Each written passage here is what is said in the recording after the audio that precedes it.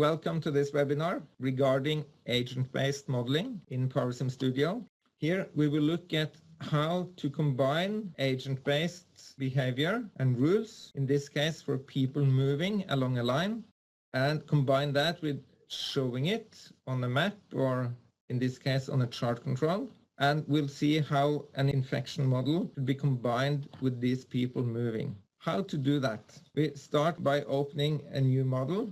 In this wizard you have several things you can set. One of these things is if you do a calendar-dependent simulation or calendar-independent simulation. So in this case, I just want to run lots of time steps, and I want to run them as fast as possible. So I choose this calendar-independent simulation. In this case, I call it S. It could be seconds, maybe it is steps.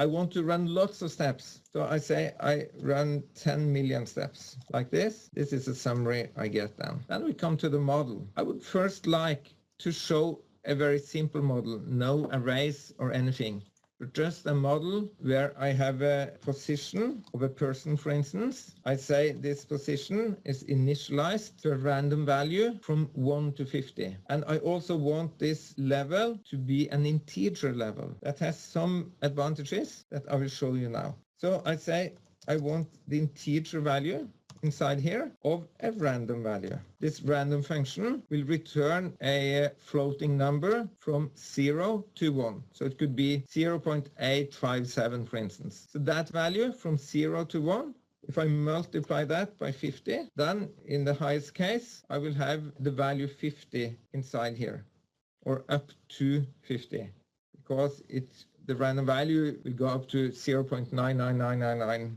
An infinite number of nines. So if I choose this as a definition, you will see, if showing a not report here, each time I reset the model, can do that by Control R, you see I get different numbers here. It could be 0 and it could be up to 49. I should actually add 1 into this to make it go from 1 to 50.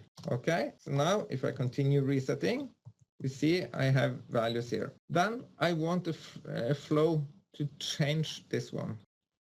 So if I go in here and put the value 1, for instance, then I need to go on the advanced menu to avoid this message. This definition is okay, but I want a 0 order here. In that case, I need to apply it. In that case, this definition is okay. I do not need 1 per second, for instance, because it's a 0 order flow. So now this value is 17.00. Note, it has this even if I use the integer function, because I've not set it as integer yet. I would like to show you one more case here. If I say 1.1 here, that is also possible to do, because this is also not an integer. It's a floating number seen of the variable type and the definition. So I can easily run this one now, and you see this one is decreased on each time step.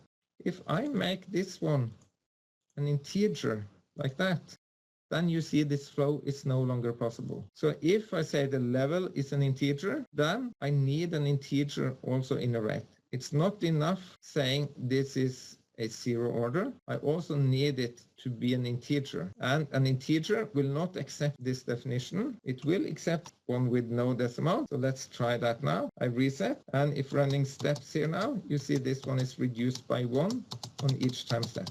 If this is a person moving randomly, you see the dice because I'm placing it initially on a random spot, but I want it to move randomly as well, not removing 1 from this on each time step. So I changed this definition to be a random function here as well.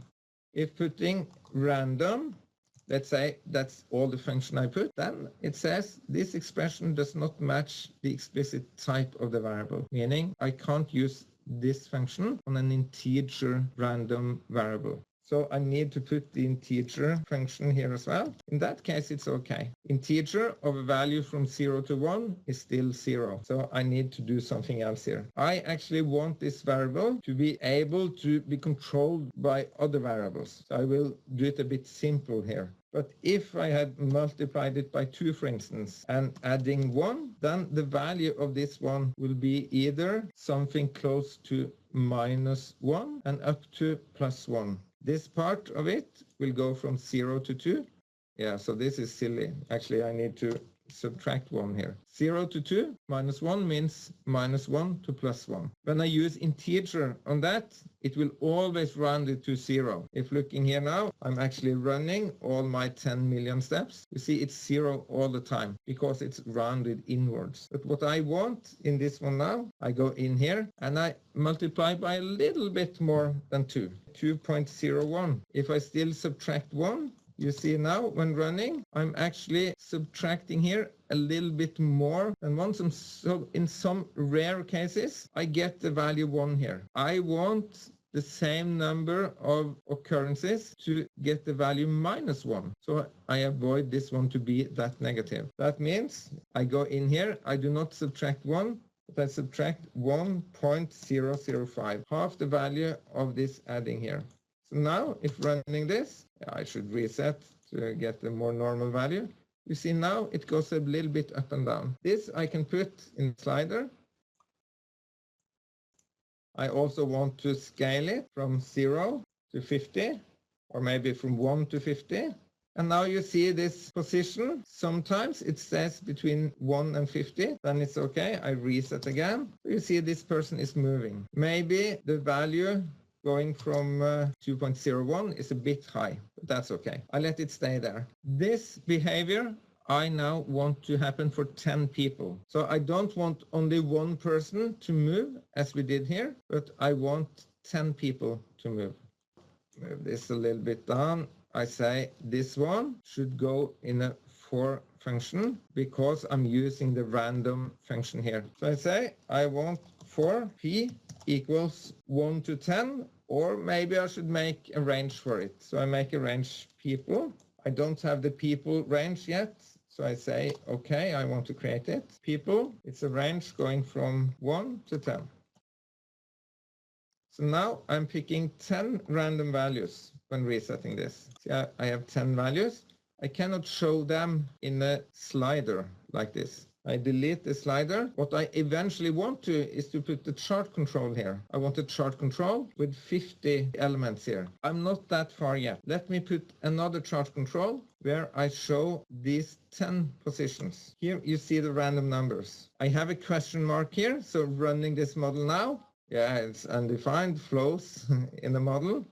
If I run anyway, you see I'm now running, but they are not changing because of this mismatch. Normally, if you have had a non-integer level here, then this would work. You would actually distribute this value you get here into all of these. But when it's an integer, you're not allowed to do that. So that's the reason for not allowing this single value to be distributed onto all these 10 elements. Meaning I need a for function here as well. For p equals people, then it's okay. So if running now, you see the position of each person is changing, sometimes up, sometimes down. If I, by mistake, let me show again, if I change this one, 6 in place of 5, then you see they are in total moving away. They go above 50. They may go above 50 anyway, but now some cases will hit on the value, actually -1 here because it's an outflow. You could say that's stupid, but I keep it as an outflow now since I made the demonstration models like that. I reset, I go back to 0.05 here. Then you see they're staying approximately within the same range. But this one, you see, is already beyond the limit 1 to 50. We need to do something to prevent that, but I postpone that until I open the suggestion to the solution here. If I can say we're satisfied with this one, that's fine. There's actually one more thing I would like to do. That is to sort the initial value of these ones. Because looking at it like this is a bit messy. So you can simply say here, sort. And the model will be approximately the same. They're still moving and all that, but when you reset the model, this line will be in ascending order for all the people. Okay, then we come to how to show these positions on this line. To do that, I will first show the simple way of doing it. Not using the PIVOTSUM function, but simply do this manually. Because it's not a big deal doing this for one of these elements, for instance, person 1. If I want an element going from 1 to 50, if I want that element to be true or one person or something on element number 7, it's pretty easy doing that. I can say I want a variable, and inside this variable, I want all these 50 elements.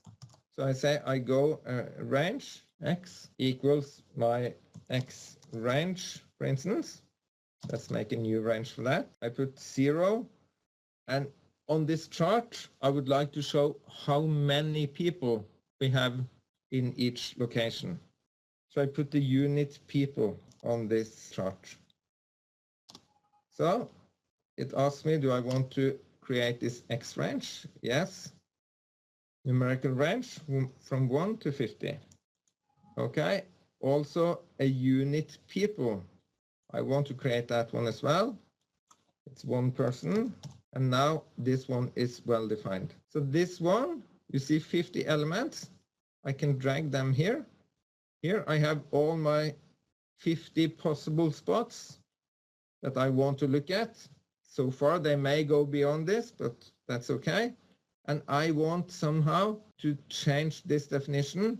So I'm using the position here to show the people on this line. So one way of doing that is to say here, in place of just 0 people, I say if this position of person number 1, I say now, the person we know is on spot number 7, if that value 7 equals the x position we are looking at in this part of this for loop, then we put 1 person.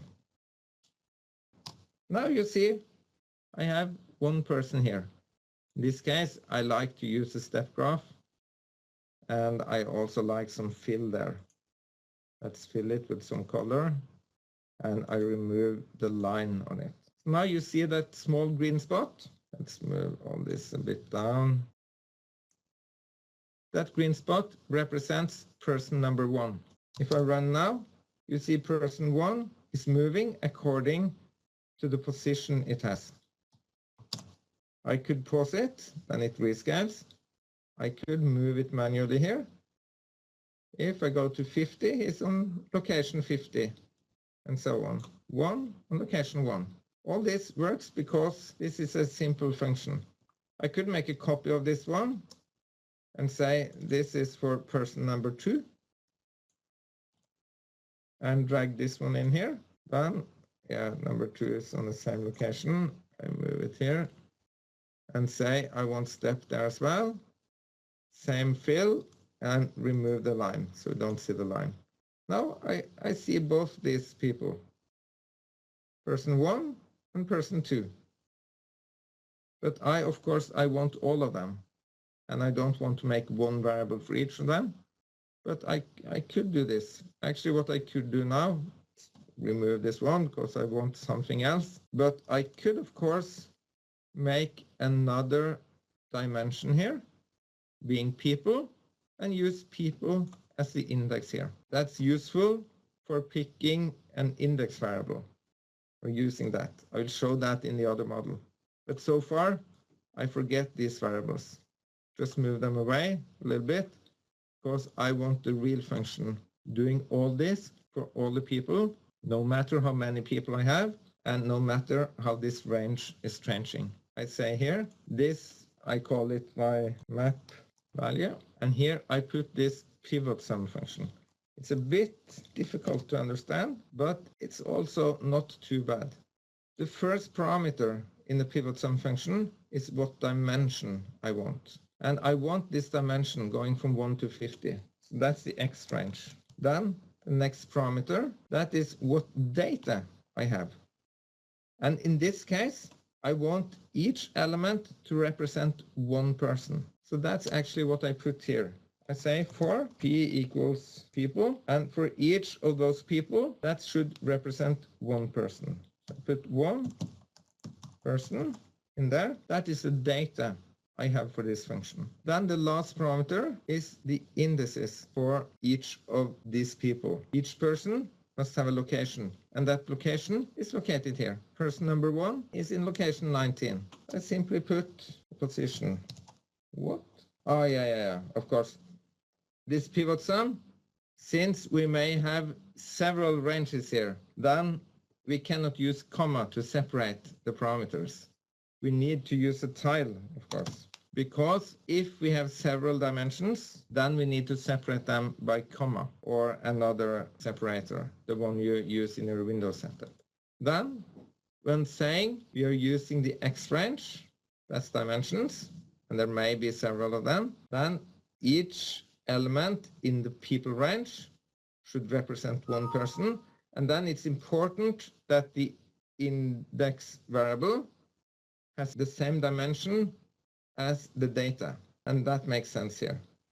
So when doing that, you see I have 1 on number 7. That's because person number 4 is located on number 7. So if I drag this one, you see I get all the people.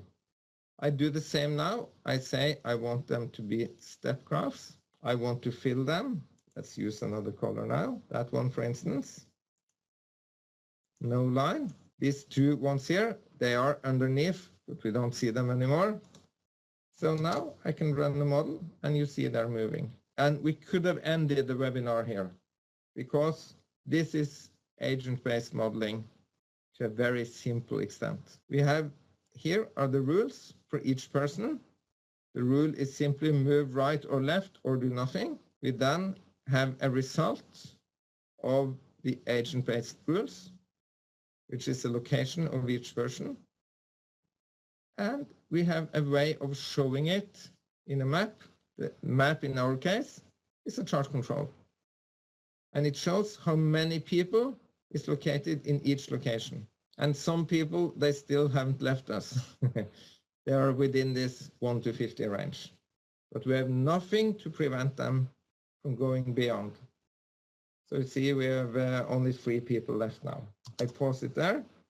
These 3 people are located within our range. If I set them here, you see now they're back. I can move each person.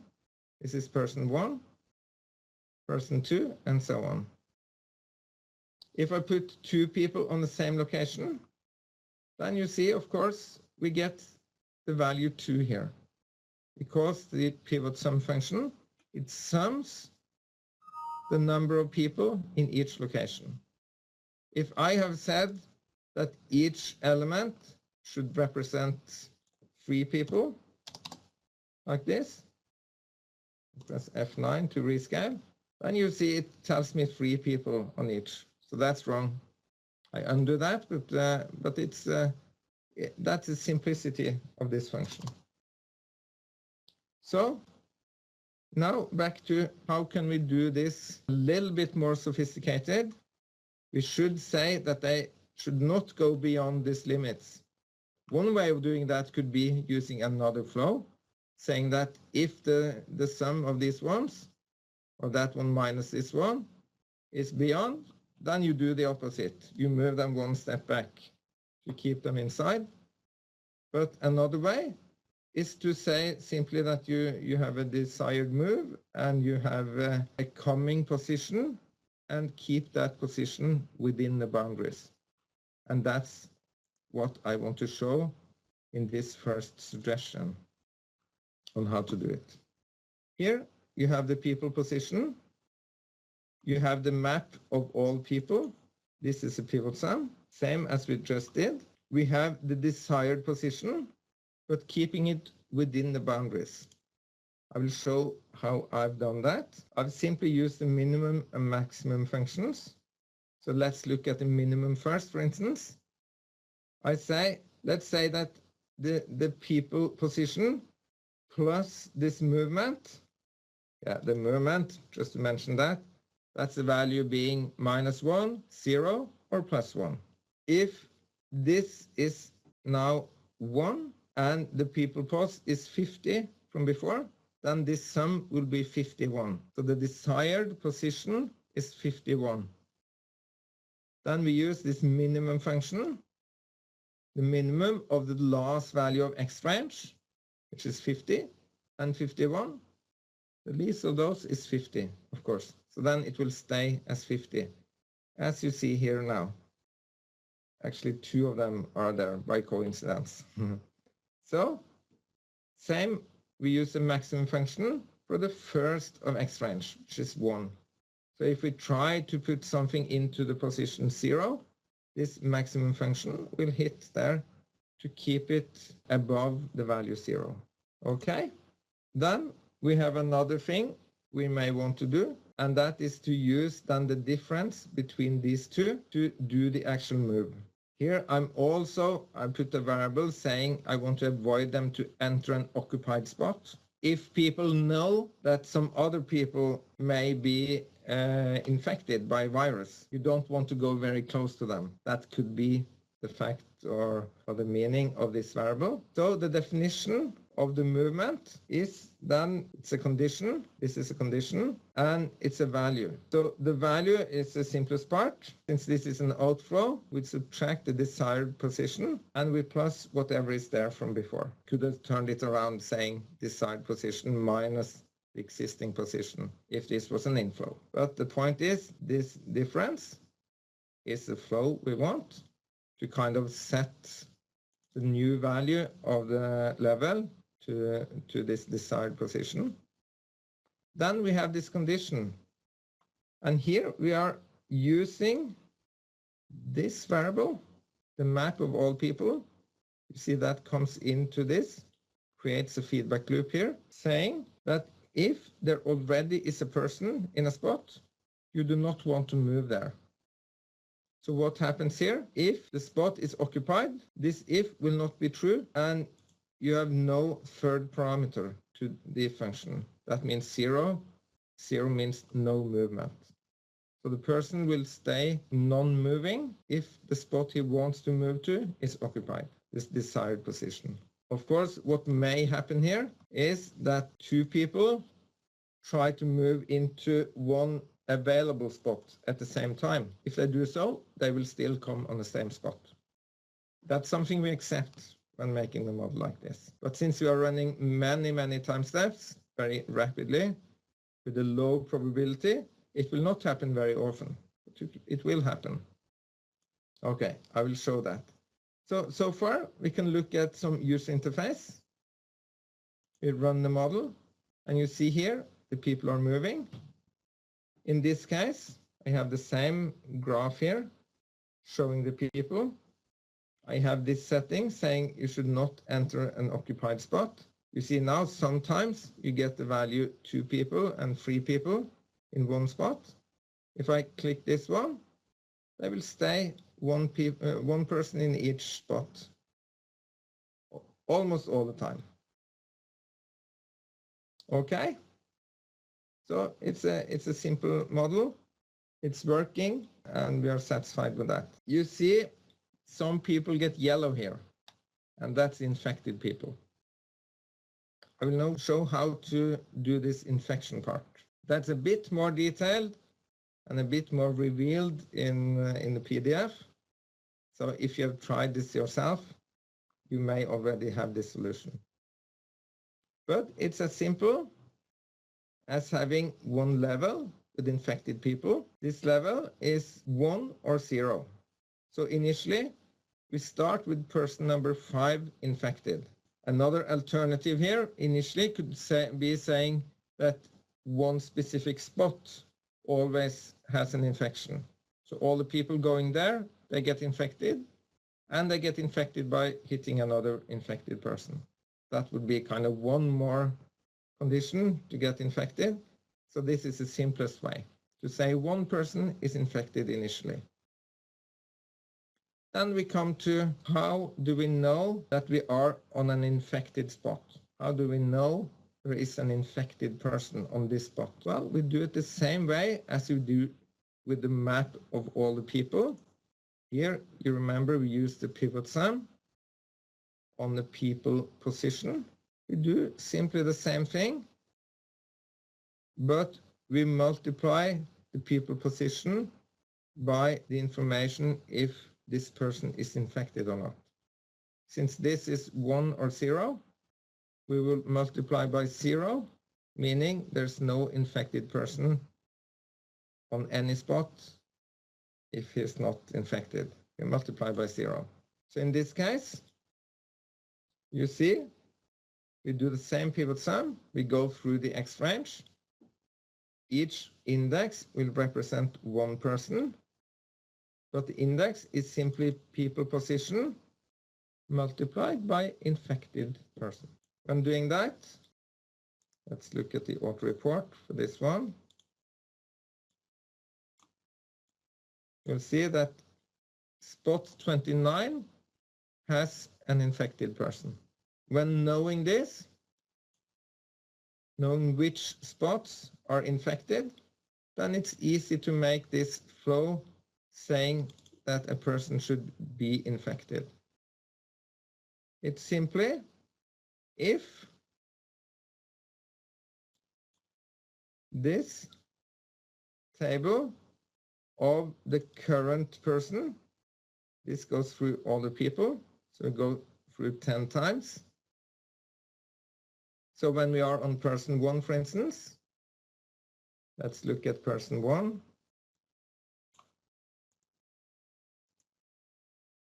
Person 1 is in spot number 5. So we ask here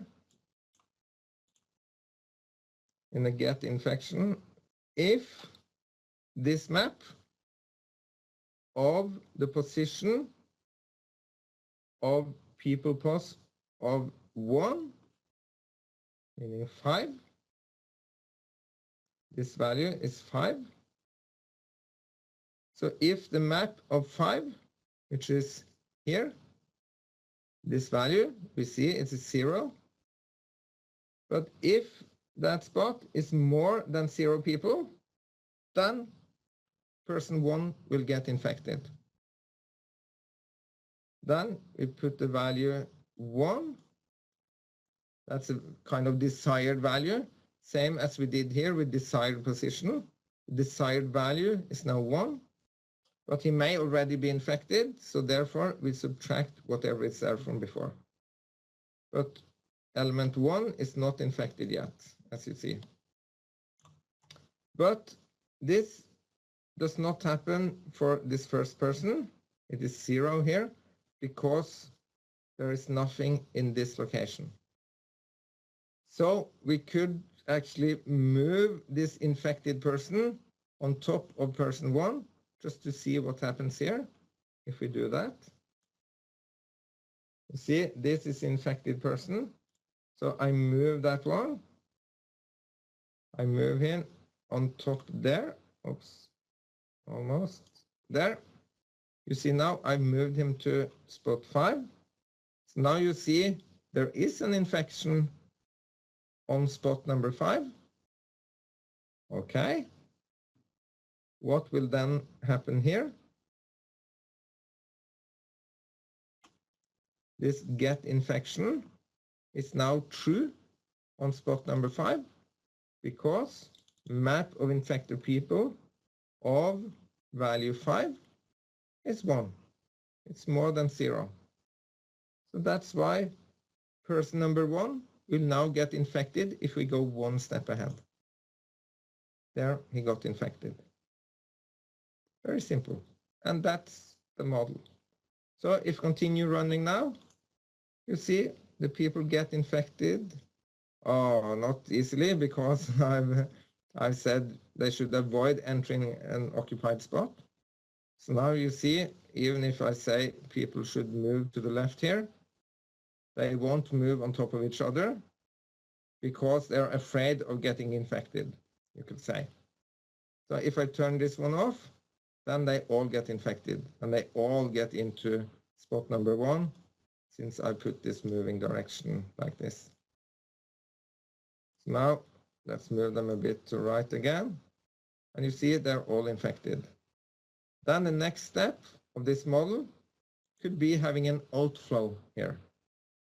Let's show that. I have that in another model. Here I put a get healthy part, and that should be so very much more than this. But now I just put a variable so we can hold this button. Let's run it. And let's do the same thing. I put them all into one spot. Then they're all infected. And you see now, I can hold this one. Then I'm removing the infection from some of them. But they start getting infected again unless I completely remove this infection. So if I say they should avoid entering an occupied spot and then fight infection, I get rid of all infections here. Okay. Another thing I've added in this part of the model is that I say something about the infection distance. Maybe they will get infected if they come next to another infected person. So now I infected person number 1 again. That's also something we've added here. If we infect person 1, then they also get infected. As you see here, I put or person equals 1 and this variable is true, then we manually infect the person 1. So since they avoid entering an occupied spot, they don't get infected. But now if I say infection distance is 1, then, oh yeah, now we go to the end of the simulation. Now with 1 as infection distance, let me do it from the very beginning here. I'm trying to fight this infection, but I put some randomness there, so it's not very easy to I need to turn off that one first, like that. Now I infect person 1, and I turn infection distance to 1. So now if they get within 1 step away from an infected person, they will get infected. And how is that made? Let me show you. I simply make a 2-dimensional array here, location going from 0 to 4, because that's the range I want to be able to use. And I look in both directions. I say if it is not a number, meaning if it's a valid number. The reason for this one is that I want to look up to 4 steps away from the current location. And if I'm at position 50, there won't be any position 51. So that will give not a number if trying to look up that one.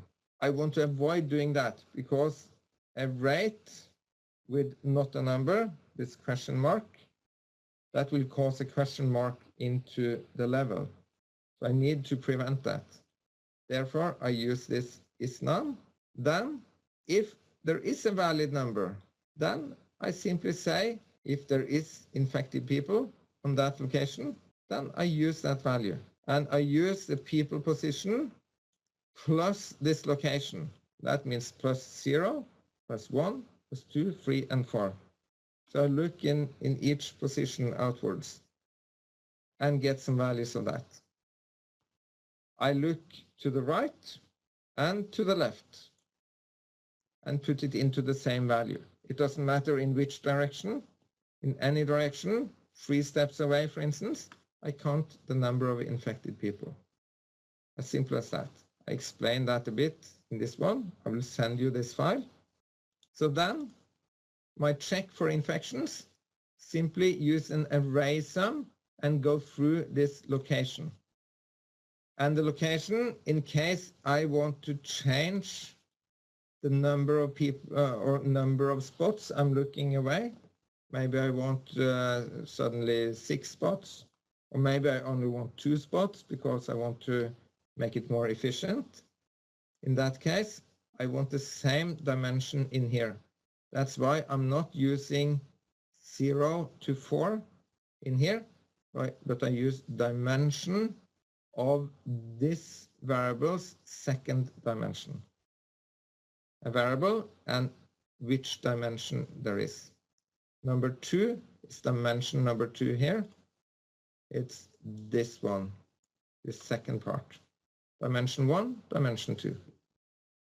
Okay, so when doing that and summing them, I see if there's more than 0 people there, and if there's more than 0 infected people within the location, or I infect manually, then I put the value 1 to infect, minus whatever is there from before.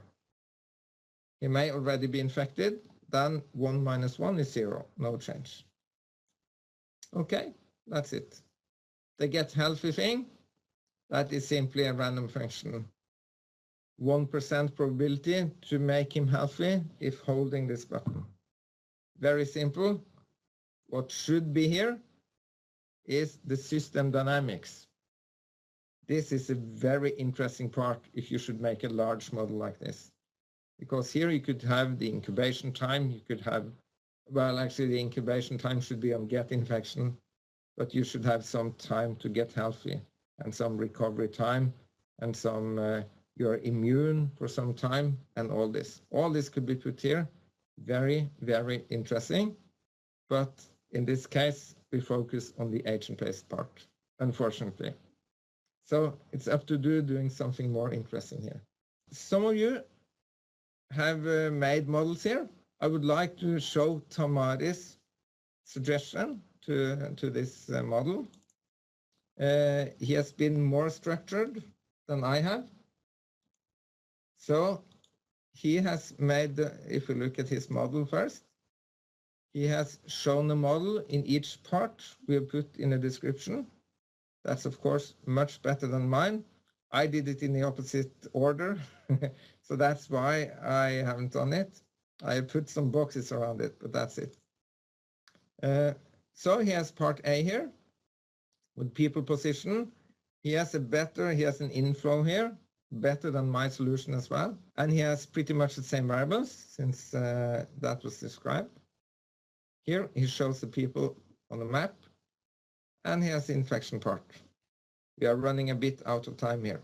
I would like to show the two-dimensional case as well. So sorry for that, but this is a very interesting approach to the model.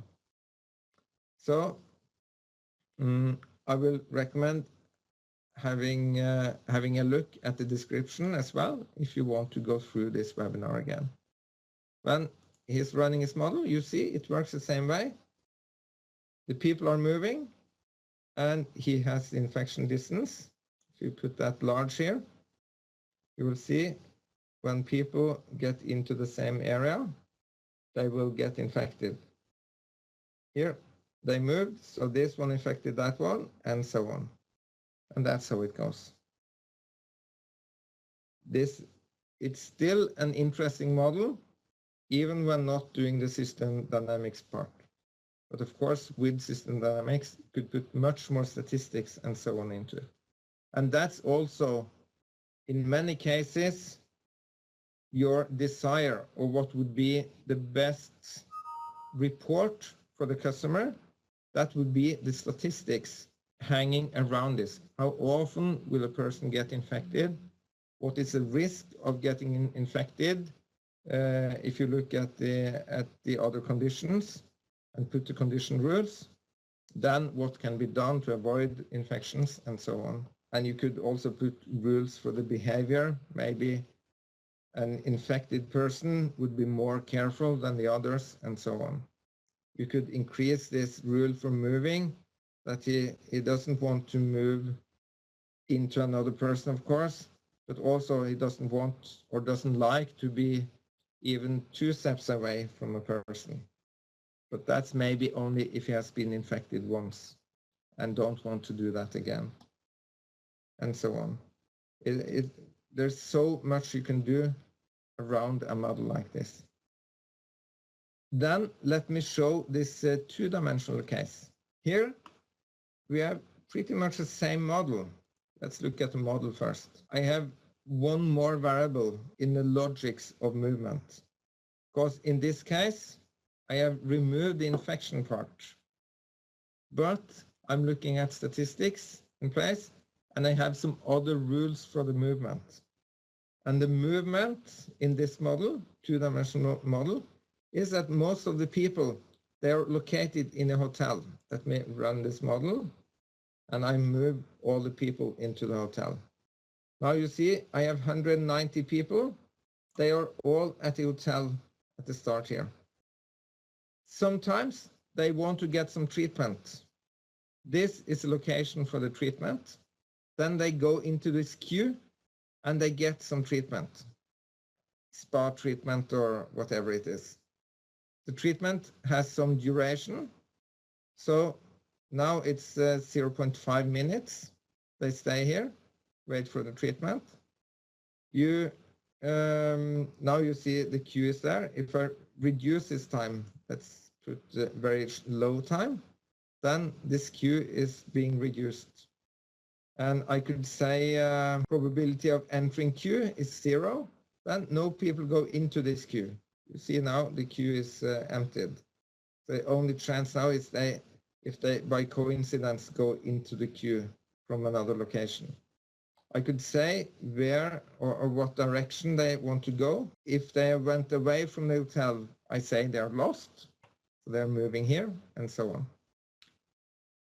Then let's go quickly back to the model. I use the same mapping function with the PIVOTSUM, but you see here, let me pause the model. Here I use 2 dimensions. I have the X dimension, which is the queue and also the other lines. And we have the Y dimension. We have several lines they can walk along. But it's the same thing. I say each person in this people range, in this case it's 190 people, not 10 people as in the other model, but they represent one person. And since I have 2 dimensions here, then I need 2 indices. One index for the first range, and one for the first dimension, and one for the second dimension. So that's why we have this index table and this index table. Both index tables, they have people as the range through them.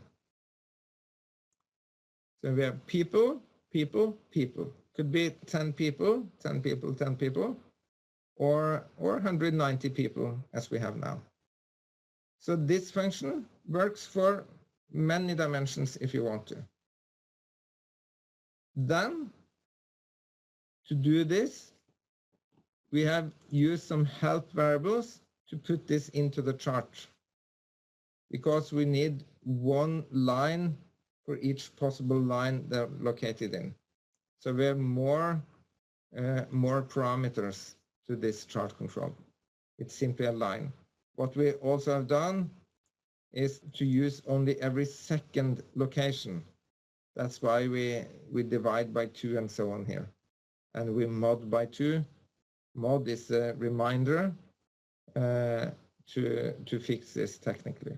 So it's a bit more complex, but not very much more. The core is the same as a simple one-dimensional model. And in place of the infection part, which would be very interesting also in a two-dimensional model, but here we rather run some statistics. We say we look at number of people in the queue, how long time it takes, or how long time they are in queue in average, and all this. We are looking at the last treatment. We are looking at the average time between each treatment, for instance. All this we put in some statistics output. So we can look here and view the statistics. Here you see the number of treatments. You see how long time they are in the queue. So if let me reset the model, then you see here, the green ones are the ones being in a queue at the moment. Let me go back to the preset values here. This is also a functionality to change the values to the presets. I will come back to that.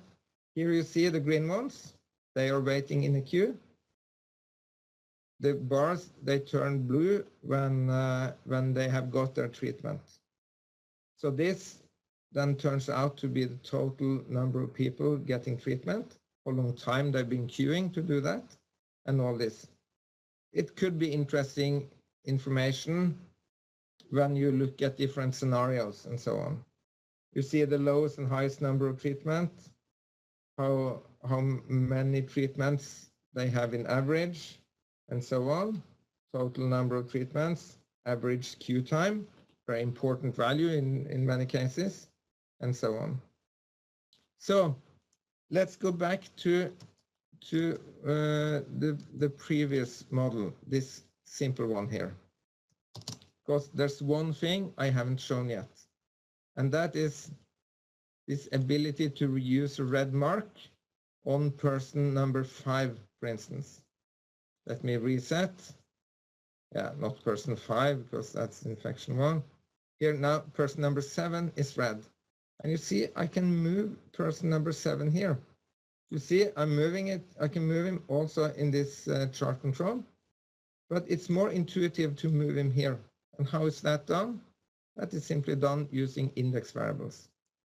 Inside the global ranges, we have the people, 10 people, 50 locations, but we also have a variable here. This is a variable. It's not a range, but it's defined as an alias to a range, to the range people. So we can choose one person. For instance, person number 7 is located there, and we show that by a red mark. And you can see that in the model, the details. But the basics is that you have one slider to choose person.